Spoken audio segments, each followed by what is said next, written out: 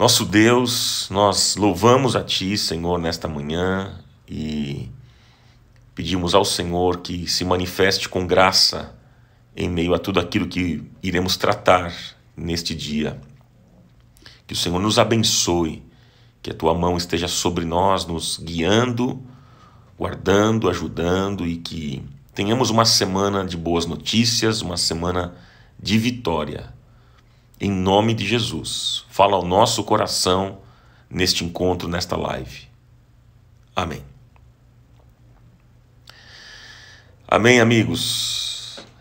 Eu queria apenas lembrá-los que nós sempre compartilhamos as lives no canal no YouTube, meu canal Ronaldo Bezerra. Se você ainda não se inscreveu no meu canal, faça isso, se inscreva, dê um like, dá um joinha lá nas mensagens, nas músicas, compartilhe com alguém, faça comentários.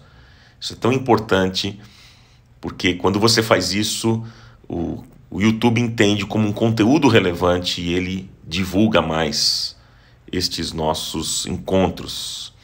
Você que está no Instagram, você sabe que existe aqui um selinho na live que você pode adquirir, e adquirindo este selinho, você vai, além de me abençoar, você também vai ajudar muito a divulgar este nosso encontro, tá bom? E é isso, meus amigos. Obrigado, a Ilceia acabou de adquirir um selo na live. Muito obrigado, minha amiga. Que o Senhor te abençoe. Bom, a pergunta que eu deixei para vocês aqui, para a nossa meditação, é a seguinte: o que é que leva uma pessoa ao crescimento como indivíduo, como pessoa, como crente? O que é que leva uma pessoa ao crescimento? Hein? Como indivíduo, como pessoa, como um cristão. Vamos lá. O que é que leva uma pessoa ao crescimento?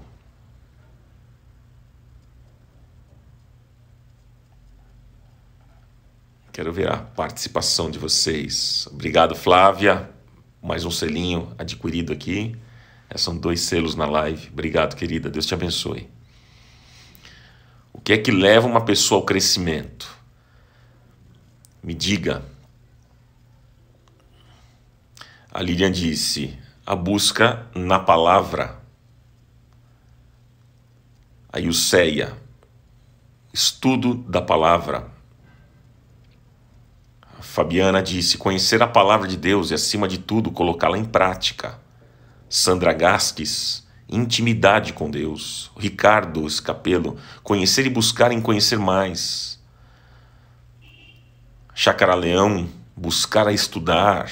A Vilma disse: a dependência de Deus. A Zete, obrigado pelo selinho aqui na live, Zé. Valeu. Obrigado, viu? A Flávia disse: um coração aberto para se alimentar com a palavra de Deus. Jaime: estudo da palavra, comunhão e adoração. A Márcia disse: as dificuldades. Adriana: a busca constante da palavra. Giro da gastronomia, humildade. Miguel: intimidade com Deus.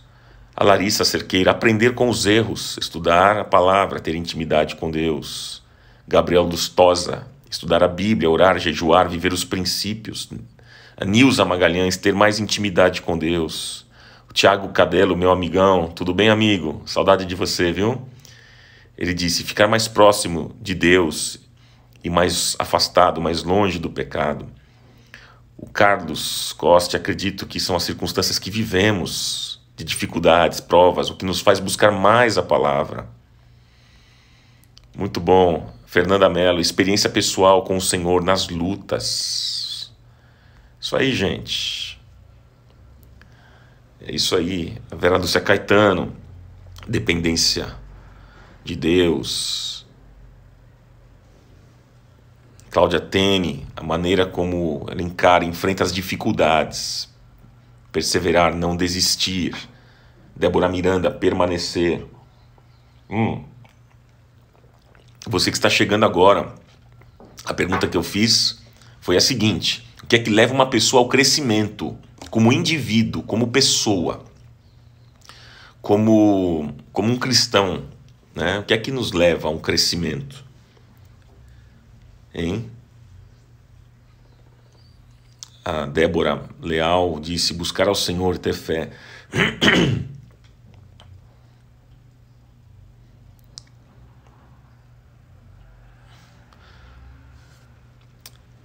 Então vamos lá, gente.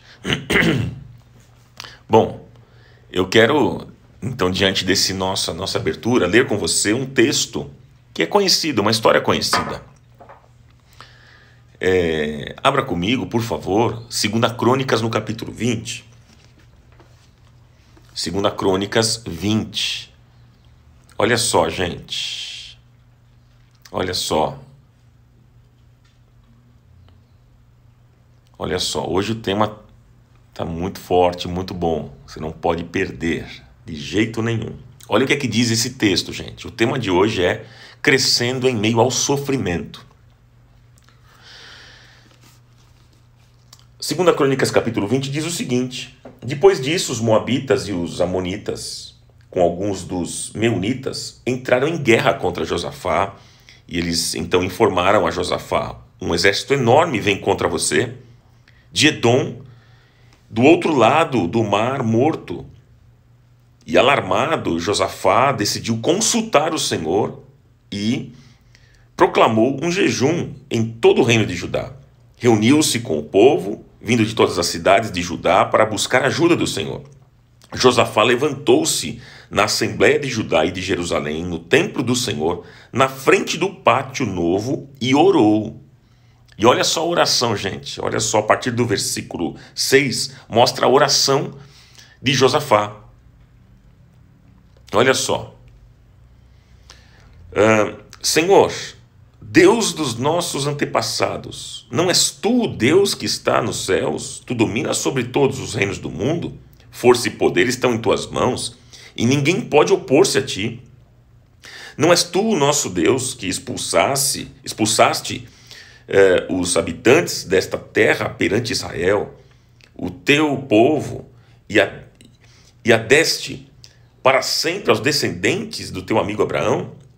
Eles a têm habitado e nela construíram um santuário em honra ao teu nome, dizendo: se alguma desgraça nos atingir, se o castigo da espada, seja peste, seja fome, nós nos colocaremos em tua presença diante deste templo, pois ele leva o teu nome, e clamaremos a ti em nossa angústia.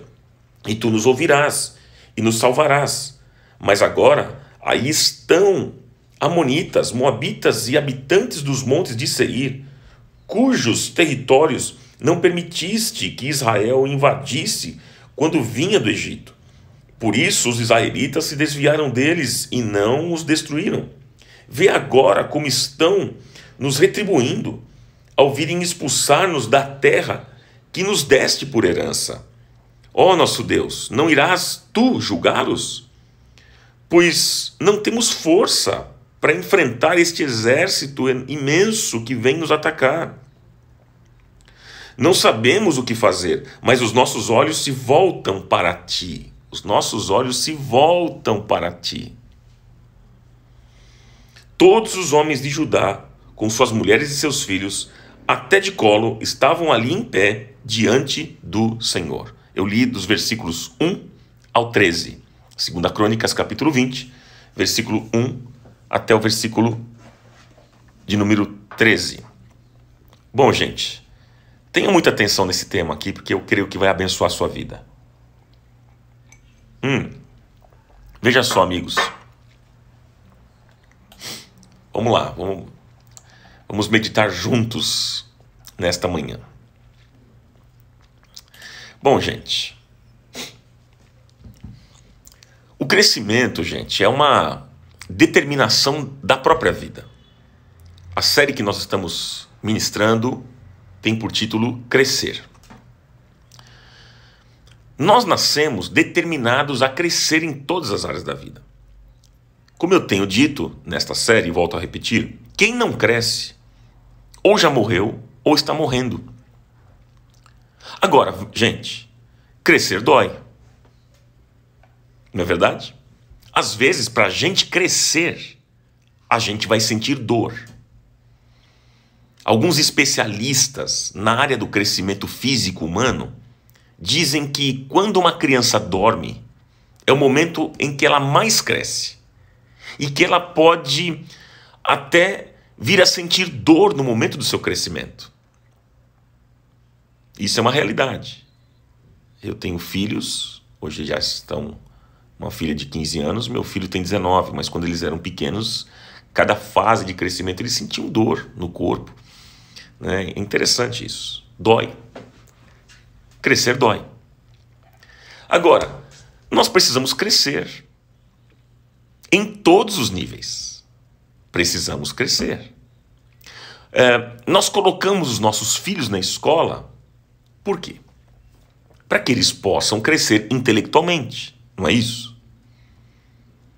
A família é importante para o crescimento emocional de uma criança. Mas a pergunta que eu fiz e volto a fazê-la é o que leva uma pessoa ao crescimento como indivíduo? O que é que leva uma pessoa ao crescimento como pessoa, como um crente?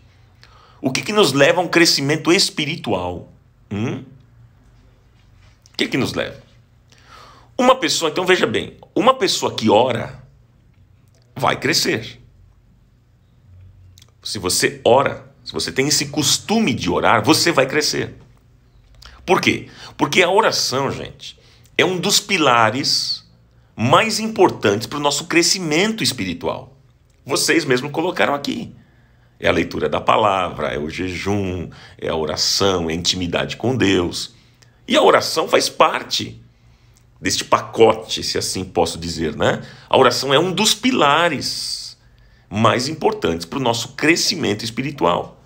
A oração, ela é a base da vida cristã, gente. A leitura da palavra, como bem vocês anotaram aqui, e a leitura de bons livros também nos ajudam no crescimento. Mas eu chego nesta manhã à seguinte conclusão. Anote. Eu chego à seguinte conclusão. Não há nada neste mundo que mais faça uma pessoa crescer do que o sofrimento e a dor.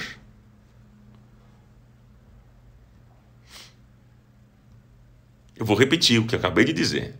A conclusão que eu chego, que não há nada neste mundo que mais faça uma pessoa crescer do que o sofrimento e a dor.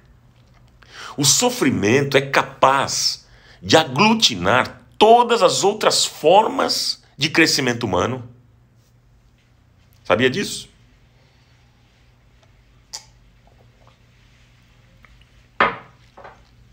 E no texto que nós acabamos de ler, de 2 Crônicas, no capítulo 20, versículo 1 até o 13, Josafá, ele foi rei sobre Judá durante 25 anos. Ele era filho de Asa. Tanto Josafá como Asa, eles foram fiéis a Deus. E eles andaram nos caminhos do Senhor. E Josafá começou o seu reinado com 35 anos de idade. E até os 60 anos de idade, ele reinou. E grande parte do seu reinado foi de absoluta paz em Judá. Mas, como acontece com todos, e com todo ser humano, o dia mau chegou. Veja que grande parte do reinado de Josafá foi de absoluta paz em Judá, mas chegou um dia que surgiu a dificuldade, o sofrimento, o dia mau chegou. E eu quero dizer para você aqui, no dia de hoje, nesta manhã, que o dia mau sempre chega. Guarde isso no seu coração. O dia mau sempre chega. Não estou jogando praga em você. Não estou desejando que isso aconteça. Nada disso. Eu estou falando de algo que faz parte da vida humana. Ah, mas eu sou crente. Eu sei que você é. Ah, eu tenho uma experiência com Deus. Eu oro, eu leio as Escrituras. Eu tenho uma vida de intimidade com Deus. Eu sei disso, mas isso não blinda você do sofrimento. Porque a nossa segurança, meu irmão, minha irmã, a nossa segurança não está aqui. A nossa segurança está na eternidade com Deus. Desculpem, pigarro na garganta de manhã. Tomando meu chazinho aqui.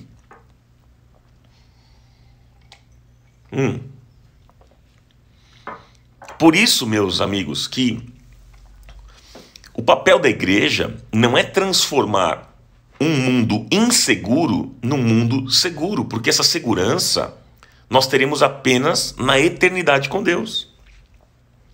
Então, o dia mau chega para todos nós. Jesus disse isso: no mundo tereis aflições, não é isso? Agora, a questão não é o dia mau, mas é como nós nos comportamos diante dele. Como que nós enfrentamos a tribulação? Como que nós nos portamos diante do sofrimento? E aqui começou então um tempo de crise. Começou um tempo de crise sobre o reinado de Josafá. Quando Israel entrou em Canaã, gente, por ordem de Deus, eles foram destruindo tudo aquilo que o Senhor mandava. Foram dominando tudo. Mataram os inimigos. Mas alguns povos, Deus disse para Israel não destruir. Alguns povos Deus disse para não destruir. E dentre esses povos estavam os moabitas e os amonitas. E foi exatamente esse grupo que se levantou para atacar e destruir Judá e o reinado de Josafá. Eles se colocaram em posição de combate e queriam tirar Israel daquele lugar que Deus havia dado. Era o lugar da promessa de Deus. Mas é interessante a gente pensar no seguinte: por que Deus não permitiu que Israel destruísse aquele povo, hein? Por quê? Deus, naquela época, dizia para Israel destruir outros povos, mas por que aquele povo Deus não permitiu que Israel destruísse?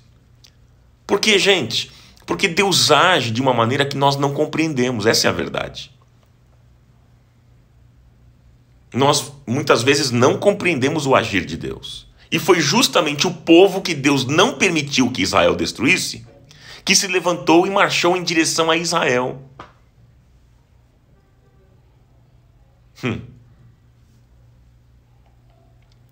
E eu pergunto para você aqui nesta manhã: o dia mau chegou na sua vida? Por que Deus está permitindo que isso aconteça a você? Hein? Por que Deus está permitindo que essa dor e esse sofrimento se instale ao seu redor? Por que Ele está permitindo? Essa é uma pergunta que nós fazemos, não é? Quando nós estamos em sofrimento, a gente pergunta. E a gente diz: por que Deus está permitindo isso na minha vida? Por que Deus está permitindo esse mal na minha família? Por que Deus está permitindo esse sofrimento na minha vida? Então, de repente você está vivendo o dia mau, o dia do sofrimento, o dia da dor, da tristeza, da angústia, o dia da tribulação. E eu quero dizer para você que se você ama a Deus, se você ama a Deus, se você entregou a sua vida ao Senhor, se você tem um Espírito de Deus, e Deus tem permitido que isso aconteça na sua vida, tenha convicção que tudo isso está acontecendo para o seu próprio crescimento. Se Deus está permitindo sofrimento na sua vida, tenha convicção de que tudo isso está acontecendo para o seu próprio crescimento. O que é que a Bíblia diz? Romanos 8:28. Todas as coisas cooperam para o bem daqueles que amam a Deus, daqueles que são chamados segundo o seu propósito. Então, apesar de nós não compreendermos, o que está acontecendo é uma oportunidade para nós sermos mais fortes, para desenvolvermos mais a nossa fé, para buscarmos mais ao Senhor. O sofrimento, gente, tem esse poder de mobilização. quando os moabitas e os amonitas se colocaram em posição de combate, o que foi gerado no coração de Josafá e do povo, hein? Israel poderia ter muitas atitudes, mas eles optaram por alguns caminhos que eu queria destacar com vocês. Quando surgiu o sofrimento, aquele povo, Israel, poderia ter muitas atitudes, mas eles optaram por alguns caminhos que vão nos ajudar aqui nessa manhã. E eu queria que você anotasse, porque eu vou pontuar algumas coisas importantes. Quais são esses caminhos?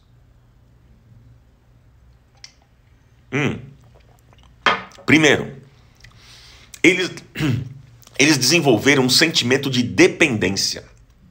Diante do sofrimento, eles desenvolveram um sentimento de dependência. Veja o versículo 3. O versículo 3 aqui no texto diz: Josafá teve medo e decidiu consultar o Senhor. Ele teve medo e decidiu consultar o Senhor. Aquele homem, gente, que durante 25 anos andou na presença do Senhor, também teve medo. Aquele homem que tinha intimidade com Deus se alarmou, se apavorou. Depois de 25 anos de reinado, Josafá tinha motivos para confiar nele mesmo e nas suas experiências, nas suas competências. Ele tinha motivos, ele poderia confiar em si. Quando você está muito tempo fazendo uma determinada coisa, você começa a ter um sentimento de autossuficiência, não é verdade? Isso acontece com todos nós. Quando a gente começa a fazer muito tempo alguma coisa na nossa vida, a gente começa a se sentir muito seguro. E surge aquele sentimento mesmo de autossuficiência, ou seja, isso aqui eu já sei fazer. Isso aqui eu já tenho experiência, eu tenho experiência nesta área aqui. São essas nossas falas, não são essas as nossas falas? A gente diz assim, esse caminho aqui eu já passei, eu já conheço. Mas o que me chama a atenção é que Josafá desenvolveu em seu coração e também no coração do povo um outro sentimento, não de autossuficiência, mas de dependência de Deus. E ele começou a dizer o quanto ele era frágil. Você quer crescer? A nossa série é crescer. Você quer crescer? Você quer superar esse obstáculo, essa crise pelo qual você está passando e crescer? É isso que você deseja?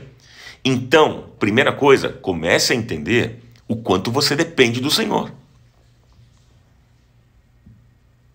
Comece a entender que todas as suas competências e títulos conquistados precisam ficar de lado para que você diga hoje a Deus: Senhor, eu preciso de Ti, eu não consigo resolver nada sem Ti, eu não sou nada sem Ti, eu sou frágil, eu tenho medos, eu não vou a lugar nenhum se o Senhor não estiver comigo.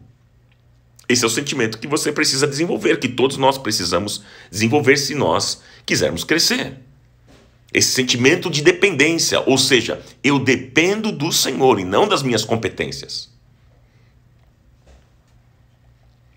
Eu não posso ter sucesso em mim mesmo. E por causa de mim mesmo, eu só posso ter sucesso e crescer se o Senhor estiver comigo. Se a bênção dele estiver na minha vida.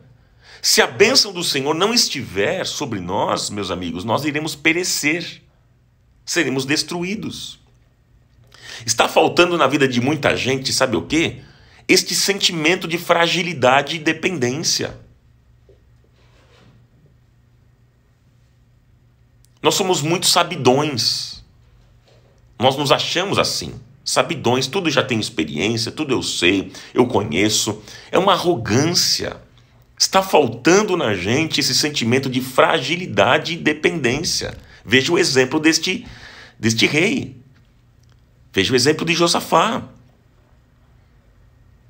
Ele tinha uma experiência com o reinado durante muito tempo, mas ele chega, a Bíblia diz que ele teve medo e ele buscou a Deus. Eu aconselho muita gente, pessoal. Eu sempre estou aconselhando pessoas. Eu posso dizer o seguinte, para vocês que a maioria dos problemas que as pessoas enfrentam, a maioria, guarde isso, a maioria dos problemas que as pessoas enfrentam tem uma raiz, que é um pecado chamado orgulho. O orgulho, gente, é a raiz da destruição de muita coisa na vida das pessoas. É a raiz da destruição de muitos relacionamentos. O não quebrantamento, o não se curvar na presença de Deus, o não reconhecer os seus erros, os seus pecados, o não pedir perdão nunca. Este sentimento de arrogância mata espiritualmente as pessoas e impede o crescimento. Impede o crescimento. Então não adianta, gente, não adianta nada, não adianta você fazer todas as pós-graduações, né, ter todo o conhecimento, títulos, se você não tem sabedoria. Não adianta. E sabedoria só vem com o princípio do temor do Senhor. E temor do Senhor significa humildade, humilhação, reconhecimento de fraqueza e de que só o Senhor é Deus. Isso é temor do Senhor. Temor do Senhor é o princípio da sabedoria. Quando nós pensamos que somos poderosos demais, Deus não pode agir, pessoal. Só aprende o ignorante, aquele que não conhece. O inteligente demais não aprende mais nada. Sabe por quê? Porque ele pensa que ele já sabe tudo e que tem o conhecimento de tudo, de todos os assuntos. Então, você quer crescer na vida? Você deseja crescer na vida? Dependa do Senhor. Humilhe-se. Volte-se para Deus. Volte-se para Deus. Todo aquele que se humilhar, diz as Escrituras, será exaltado. A Bíblia também diz que o temor ao Senhor é o princípio da sabedoria. Na Bíblia, gente, a sabedoria é mostrada como base de uma vida feliz e eficaz. E temer e se submeter a Deus é o princípio de toda a sabedoria do coração de uma pessoa. Então, qual foi o primeiro caminho aqui? Veja só, aquele povo estava no sofrimento. Eles poderiam ter muitas atitudes, mas eles optaram por alguns caminhos. Quais foram? Primeiro, eles desenvolveram um sentimento de dependência, ou seja, nós dependemos do Senhor. Segundo, olha outra atitude, outro caminho que eles optaram. Decidiram buscar a Deus. Número 2, decidiram buscar a Deus. Versículo 3 e versículo 4. Versículo 3 e 4, não é? Diz o texto que proclamou-se um jejum em todo o reino de Judá. Reuniu-se, pois, o povo vindo de todas as cidades de Judá para buscar a ajuda do Senhor. Olha, o jejum, inclusive abrindo parênteses aqui, na semana que vem nós vamos falar sobre oração e jejum. Segunda-feira falo sobre oração e quarta-feira falo sobre jejum. Na semana que vem. Mas só aqui dando, né, mostrando para vocês algo importante relacionado ao jejum, porque o texto fala sobre isso, né, que foi proclamado um jejum naquele reino. Veja, o jejum é uma maneira de você se abster de coisas importantes para que você possa dedicar mais tempo a Deus. Isso é jejum. E foi isso que todo o povo de Israel fez. Mas eu fico pensando, será que nós acreditamos nisso? Será mesmo que a gente acredita? Nós acreditamos naquilo que nós lemos na palavra? Se nós acreditamos, por que nós não fazemos? Por quê? Por que nós não oramos? Por que nós não jejuamos? Por que nós não buscamos a Deus? A gente diz aqui, eu vi vocês escrevendo, né, da importância, o que leva ao crescimento. Vocês disseram, é oração, é intimidade com Deus, é o jejum, é a leitura da palavra. E aí eu fico pensando e trazendo para mim também, para todos nós. A gente sabe a teoria, mas a gente pratica? Será que a gente jejua, a gente ora, a gente busca a Deus na palavra? Porque essa decisão, gente, é nossa. Essa decisão é nossa. Nós precisamos decidir, nós precisamos nos submeter, nós precisamos buscar a Deus. Somos nós, é uma decisão minha, sua. Se quisermos respostas de Deus, se quisermos algo novo na nossa vida, se quisermos crescer, nós teremos que tomar uma decisão de renunciar a alguma coisa e buscar a Deus. Nós queremos algo novo da parte de Deus, mas nós não dedicamos tempo de comunhão com Ele. Vocês já perceberam isso? A gente chega no domingo na igreja e a gente diz que quer algo novo de Deus, um momento novo na nossa vida, mas a gente não dedica tempo de comunhão com Ele. E a gente acha que naquelas 2 horinhas que a gente fica ali no encontro, na reunião, no culto, a gente acha que é aquilo que resolve, aquilo que é comunhão com Deus. Aquilo faz parte também, mas não é só aquilo. Não é só aquilo. É a segunda, é a terça, é a quarta, é a quinta, é a sexta, é o sábado, é o domingo, é a segunda. Todos os dias, gente. Nós queremos milagres, mas nós não temos atitudes. Nós ficamos vendo a desgraça chegar e nós não fazemos nada. Não é verdade, pessoal? Nós não fazemos a nossa parte.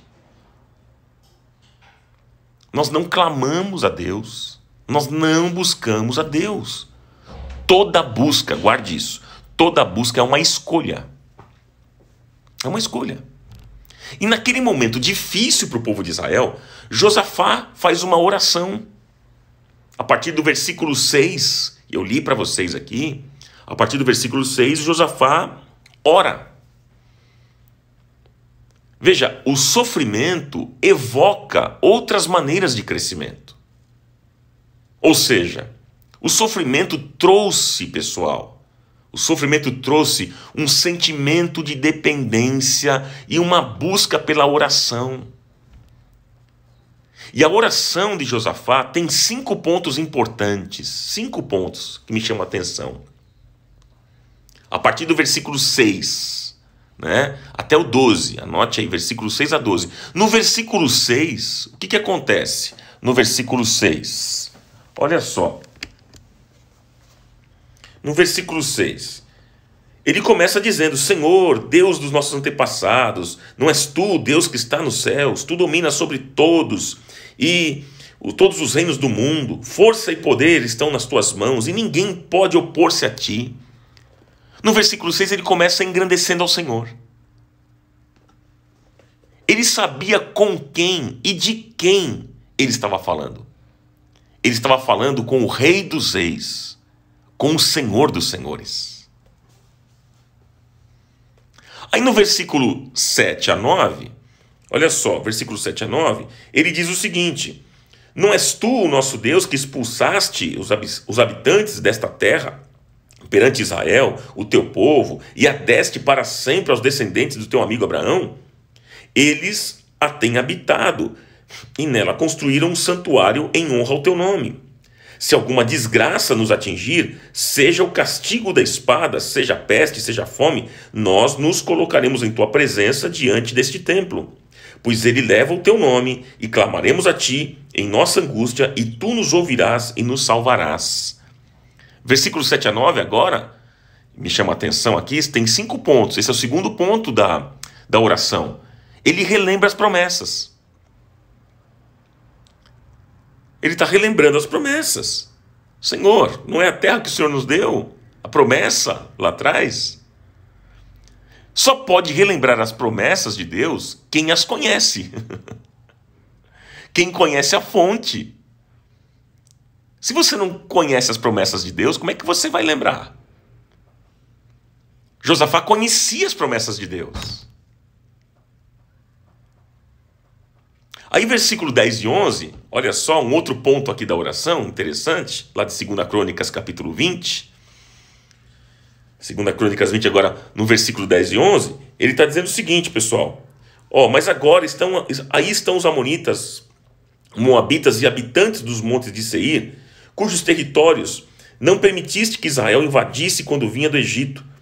Por isso, os israelitas se desviaram deles e não os destruíram. Vê agora como estão nos retribuindo, ao virem expulsar-nos da terra que o Senhor nos deste por herança. Veja, agora nessa oração, ele expôs o sofrimento. Ele disse, olha Senhor, o que está acontecendo? Ele colocou o sofrimento nele.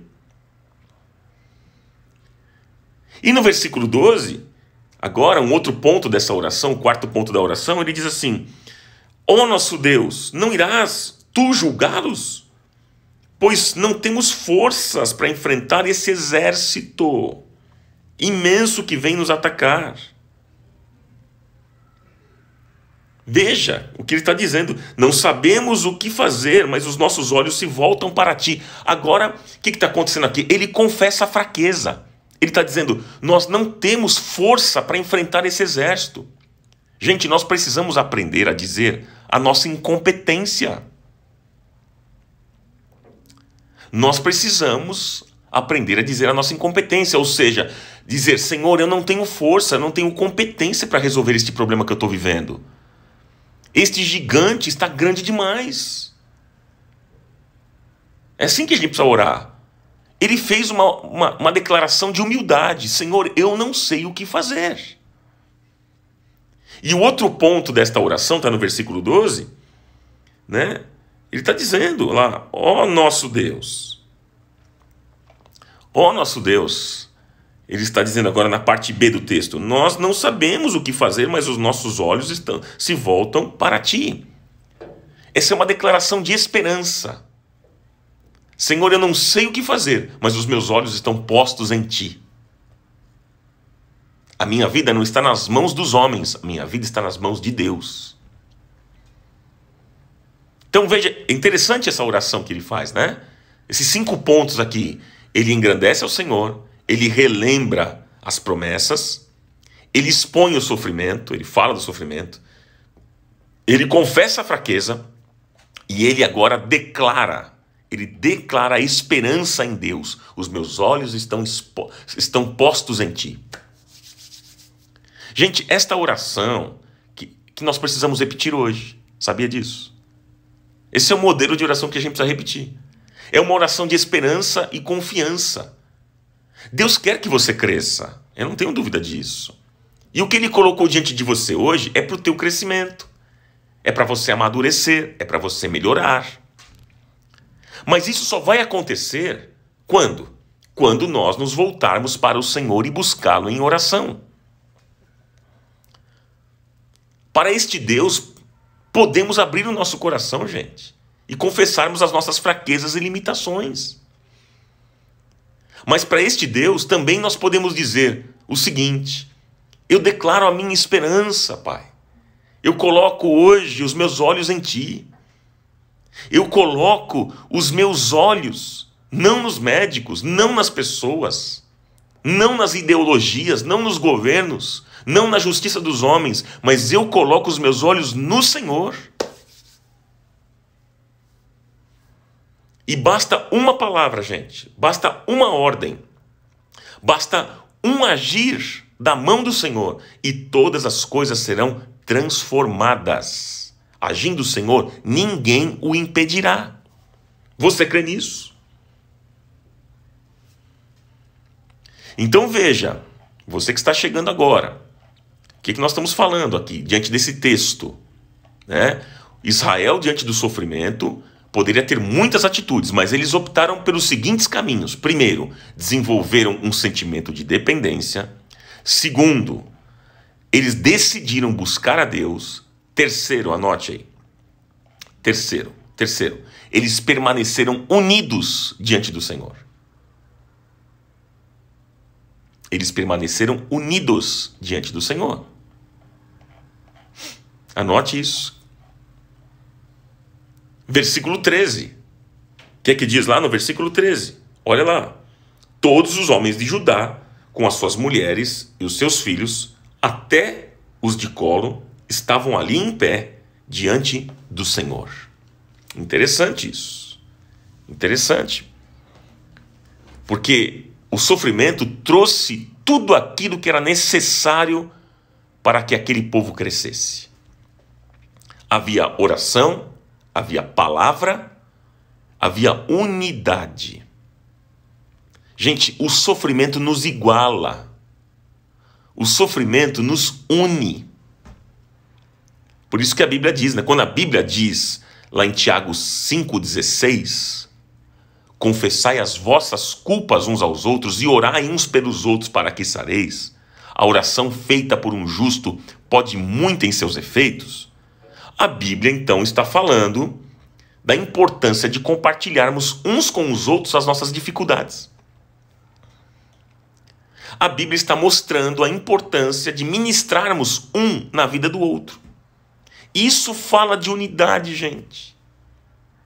Isso fala de um corpo interligado. A unidade é fundamental, pessoal. Fundamental. Satanás tenta nos tirar da unidade. Sabia disso? Por quê? Porque ele sabe que o cordão de 3 dobras é muito mais difícil de ser arrebentado. Por isso que ele deseja que você não vá à igreja, que você caminhe sozinho, que você não ande em unidade com os teus irmãos, com a tua comunidade de fé. Ele sabe, ele vai fazer de tudo para mostrar para você que igreja não presta, que pastor não presta, que membro de igreja não presta. Ele vai fazer de tudo para mostrar para você. Porque ele sabe, o diabo sabe, gente. Ele sabe que o cordão de 3 dobras é muito mais difícil de ser arrebentado. Então ele prefere que você fique sozinho, isolado, porque ele consegue arrebentar com você. Satanás sabe, gente, que juntos nós somos mais fortes. E quando nós estamos juntos orando, não há demônio que resista, pessoal. Deus se manifesta na unidade e concordância. Deus se manifesta. Ele não deixa seus filhos sem resposta.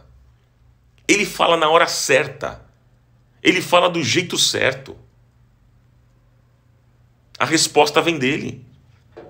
Veja, Israel estava unido agora diante do Senhor. E o Senhor respondeu. Mas veja, o Senhor não disse que iria tirar os inimigos da frente do povo. O Senhor não disse isso. Mas sabe o que ele disse?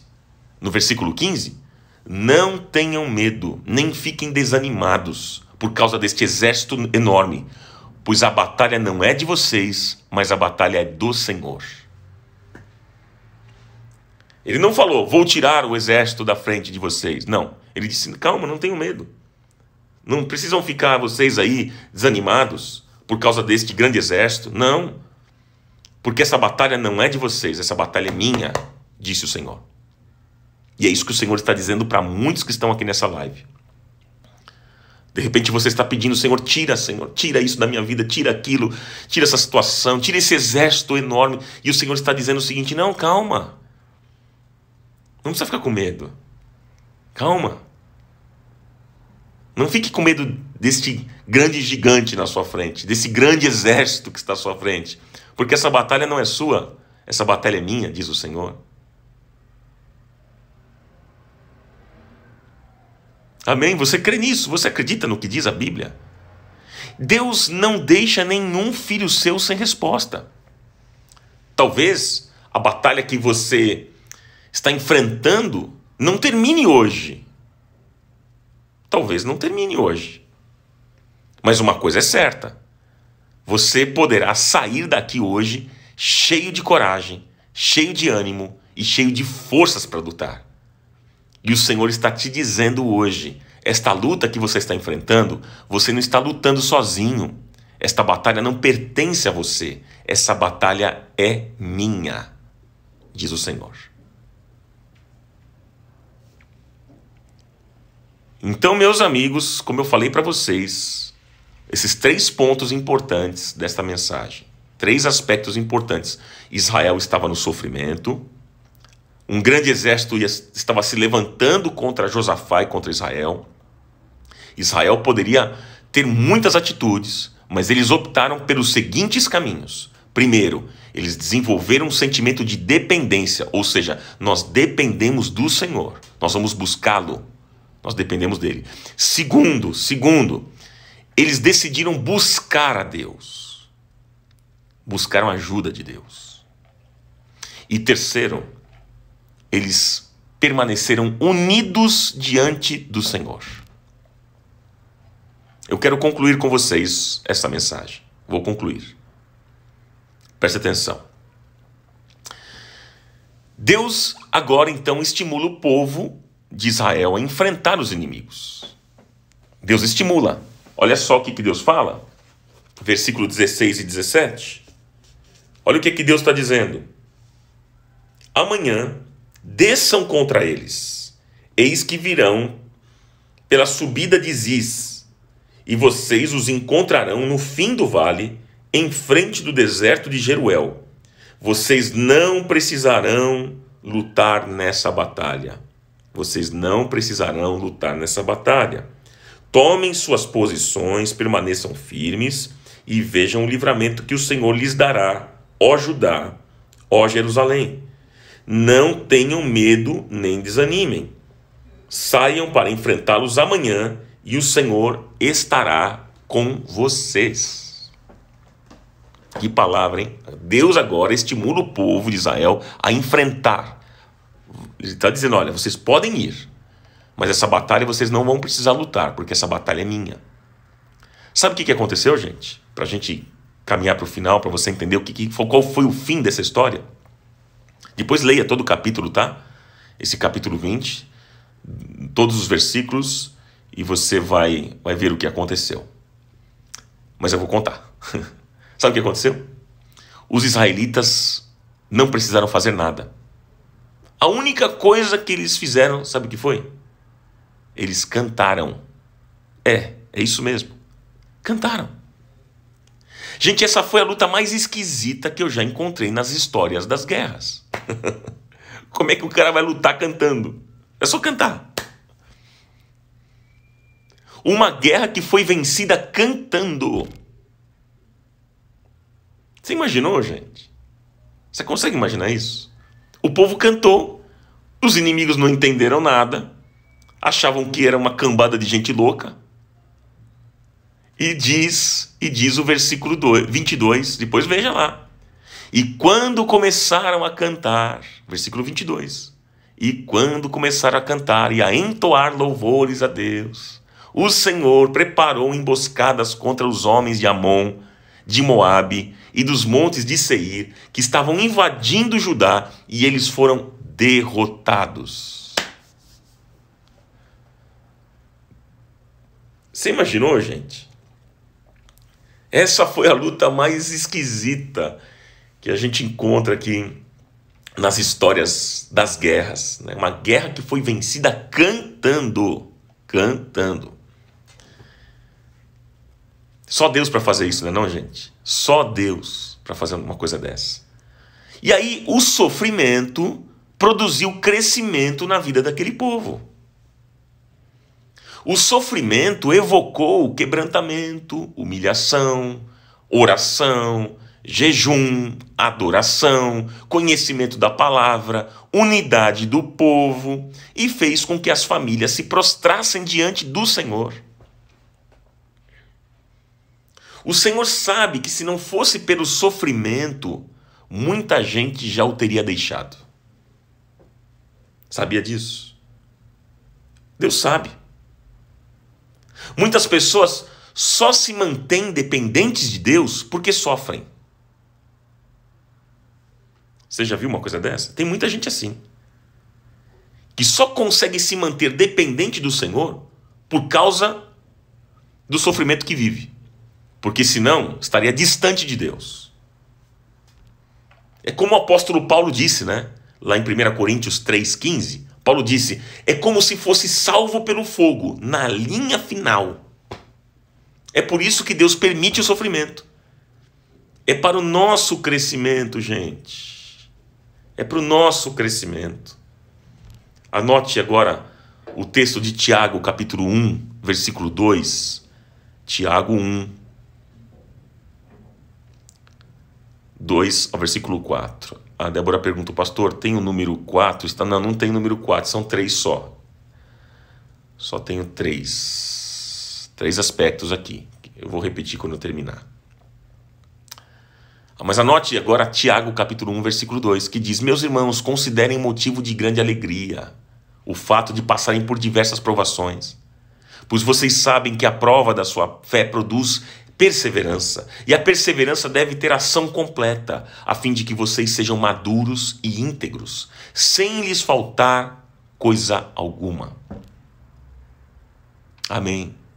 Lembre-se, para a gente encerrar, lembre-se, você não está sozinho. Há uma promessa que a gente não pode esquecer. Mateus 28, 20. Não esqueça dessa promessa de Jesus. Eis que estou convosco todos os dias, até o fim dos tempos, até a consumação dos séculos. Eis que estou convosco. Não é estarei com vocês. O texto não está falando isso. Eis que estarei com vocês. Não, não, não. Eis que estou, é presente.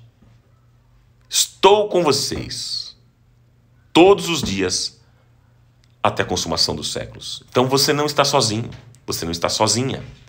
Seja humilde e mantenha os seus olhos no Senhor, no autor e consumador da sua fé, no autor da nossa salvação. Amém, gente? Amém? Falei sobre 3 aspectos aqui, tá? Você que chegou agora para o final, você que perdeu algum aspecto importante, eu disse que Israel, vivendo uma crise, sendo ameaçado por um grande exército, Israel poderia ter muitas atitudes, mas eles optaram pelos seguintes caminhos. Primeiro, eles desenvolveram um sentimento de dependência. O segundo, eles decidiram buscar a Deus. E o terceiro, permaneceram unidos diante do Senhor. Amém, meus queridos? Que assim seja. Eu quero, nesta manhã, orar com você e por você. Em nome de Jesus, nós queremos te agradecer, Pai. Nós queremos te louvar porque o Senhor sabe de todas as coisas, o Senhor está no controle de tudo. O Senhor domina sobre todos os reinos deste mundo, força e poder estão nas tuas mãos e ninguém pode opor-se a ti. Nós queremos te engrandecer nesta manhã. Nós sabemos com quem nós estamos falando, Pai, nós sabemos de quem nós estamos falando. Nós estamos diante do Senhor, o Rei dos Reis e Senhor dos Senhores. Pai, nós queremos nesta manhã fazer como Josafá fez na sua oração. Primeiro, ele engrandeceu o teu nome. Depois, ele relembrou as promessas. Pai, há tantas promessas do Senhor na nossa vida. E nós queremos trazer à memória estas promessas sobre a nossa vida. O Senhor tem tantas na tua palavra. Oh, Pai, nós queremos te agradecer porque as tuas promessas são verdadeiras, são boas, são reais. E o Senhor, quando promete, cumpre com aquilo que falou. Nós queremos te agradecer por isso. E colocamos diante de ti, Senhor, nesta manhã, o nosso sofrimento, a nossa dor, como Josafá fez. Ele colocou o sofrimento, ele falou com Deus, falou contigo, Pai. Ele falou contigo sobre o momento da vida daquele povo, o medo que eles estavam enfrentando. E, Senhor, e há tantas pessoas aqui nesta live vivendo também um tempo de sofrimento em casa, com os filhos, num relacionamento de amigos, no trabalho, no casamento, enfim, Senhor, na sua saúde física. Pai, nós colocamos esse sofrimento diante do teu altar, sabendo que é o Senhor que tem a resposta certa. E também queremos fazer como Josafá, confessando a nossa fraqueza. Nós queremos confessar sim a nossa fraqueza, porque nós não temos forças muitas vezes para enfrentar as dificuldades que surgem. Nós não temos força, nós não temos competência para resolver tantos problemas que surgem na nossa vida. Senhor, livra-nos da arrogância, da soberba, de acharmos que somos competentes por nós mesmos, de resolver situações. Por vezes os gigantes são grandes demais e nós não conseguimos, nós não sabemos como resolver. Nós queremos fazer uma declaração de humildade, Senhor, nesta manhã e dizer: eu não sei o que fazer, nós não sabemos o que fazer diante dos problemas que nós estamos vivendo. Nós não sabemos, Pai. Mas nós queremos também declarar, assim como Josafá declarou, nós queremos declarar que a nossa esperança está no Senhor. Nós não sabemos o que fazer, Pai, é verdade, mas os nossos olhos estão postos em Ti. A nossa vida não está nas mãos dos homens, Senhor. A nossa vida não está nas mãos do governo, dos sistemas, das ideologias, das pessoas, do patrão. A nossa vida está nas mãos do Senhor e nós confiamos nisso. Nós confiamos nisso, que a nossa vida está nas Tuas mãos. Oh, Pai, e a melhor coisa está nas Tuas mãos do que nas mãos dos homens, porque nas Tuas mãos há cuidado, a bondade, a misericórdia, a compaixão, oh, Pai, a segurança, e o milagre acontece. Então, Pai, nós nos colocamos hoje diante disso que acabamos de ouvir, de todo esse desafio desta manhã, e, Senhor, pedimos que o Senhor haja com uma intervenção milagrosa na nossa vida, na vida de cada um que está enfrentando uma dificuldade. Os nossos olhos estão postos em Ti, Senhor, e que assim seja todos os dias da nossa vida. Esta é a declaração que nós queremos fazer durante todos os dias da nossa vida. Senhor, os nossos olhos estão colocados em Ti. Nós olhamos para o Senhor, para o autor e consumador da nossa fé. Em nome de Jesus, alcança, Pai, alcança cada pessoa, cada um que está neste momento enfermo, alguns que estão vivendo um tempo de dificuldade na sua saúde física, outros que estão entubados por causa da Covid, Senhor, estão entubados num hospital. Tem misericórdia, derrama graça, alcança esta pessoa que está neste leito. Em nome de Jesus, receba a cura em nome do Senhor Jesus. Nós levantamos um clamor por todos os irmãos, por todas as pessoas que estão vivendo esse momento de crise na sua saúde física.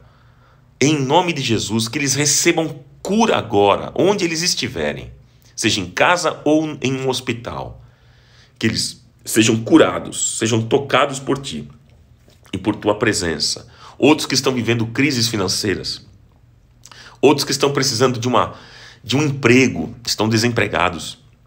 Pai, abra as portas de um emprego e abençoa, Senhor, financeiramente. Vivemos um tempo de crise financeira na nossa nação, pessoas que estão sofrendo, vivendo desempregos, passando por necessidades. Em nome de Jesus, intervenha, Pai. Nós sabemos que a solução não vem do governo, a solução vem do Senhor. A solução vem de Ti e os nossos olhos estão colocados no Senhor. Em nome de Jesus, em nome do Senhor Jesus, nós oramos e desde já somos muito gratos. Nós nos colocamos na Tua presença.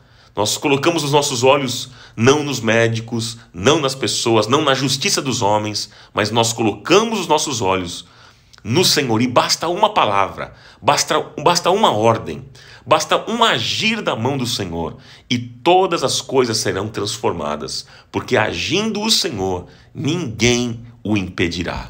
É assim que nós cremos e tomamos posse da vitória nesta manhã, em nome de Jesus. Amém.